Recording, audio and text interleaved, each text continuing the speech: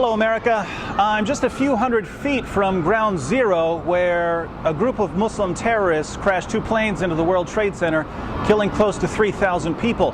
9 years later, two groups of Muslims, the Cordoba Initiative and the American Society for Muslim Advancement, are planning to build a massive 13-story mosque right here behind me.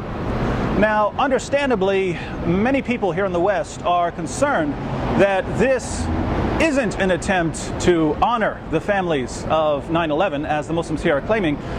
Instead, it may be an attempt to build a symbol of Islamic victory. Now, I have the same concern, but mine is slightly different. My concern is based, for the most part, on a photograph I saw while I was still in college. When I was in college, my best friend was a Muslim named Nabil Qureshi.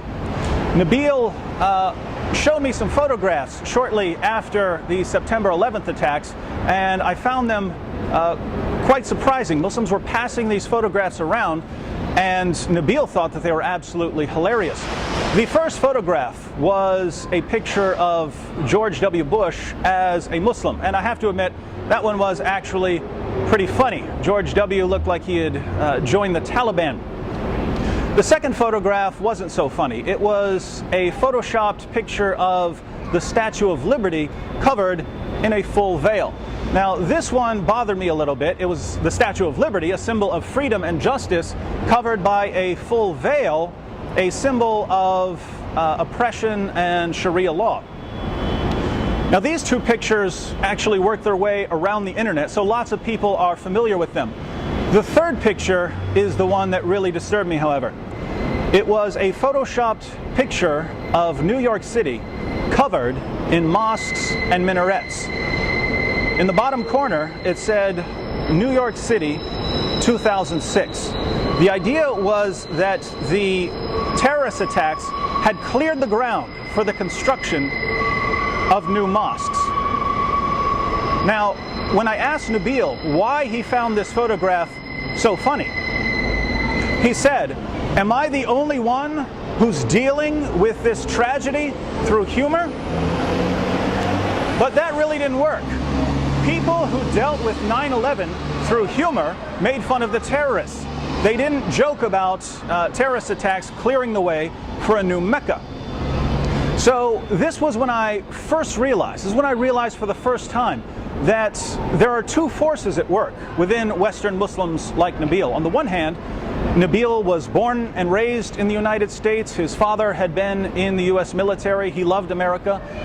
But on the other hand, even though he came from the most peaceful sect of Islam, there was something in Nabil that allowed him to smile when there were terrorist attacks. Now, those of you who know personally, who know Muslims close enough to where they can tell you what they really think, you know this is actually quite common. Good citizens in public, not so good citizens in private. Interestingly, this dual Muslim nature is advocated in the Quran. If you turn to Surah 3, verse 28, you'll see that the Quran says, "Let not the believers take disbelievers as their friends in preference to believers. Whoso doeth that hath no connection with Allah, unless it be that ye but guard yourselves against them, taking as it were security." So if you're a Muslim, you're not supposed to be friends with unbelievers unless it's to protect yourself. What this means is that if Muslims feel threatened by a stronger adversary, say the United States of America, they can pretend to be friendly in order to protect themselves, in order to guard themselves against these unbelievers. The greatest Islamic commentator of all time, Ibn Kathir, comments on Surah 328, and he says that when Muslims are outnumbered by a stronger adversary, believers are allowed to show friendship outwardly, but never inwardly. He goes on to quote Muhammad's companion Abu Darda, who said, "We smile in the face of some people, although our hearts curse them." So if Muslims are in an area where they're outnumbered, they're supposed to have two faces. Inwardly, they're supposed to hate the unbelievers and to long for the day when Islam will dominate. Outwardly, they are allowed to pretend to be peaceful and tolerant and kind and loving, smiling in our faces while cursing us in their hearts. What's my point, you ask? Well, the Muslims who want to construct a massive mosque here assure us that they're doing it to honor the victims of 9/11 and not to construct a symbol of Islamic supremacy.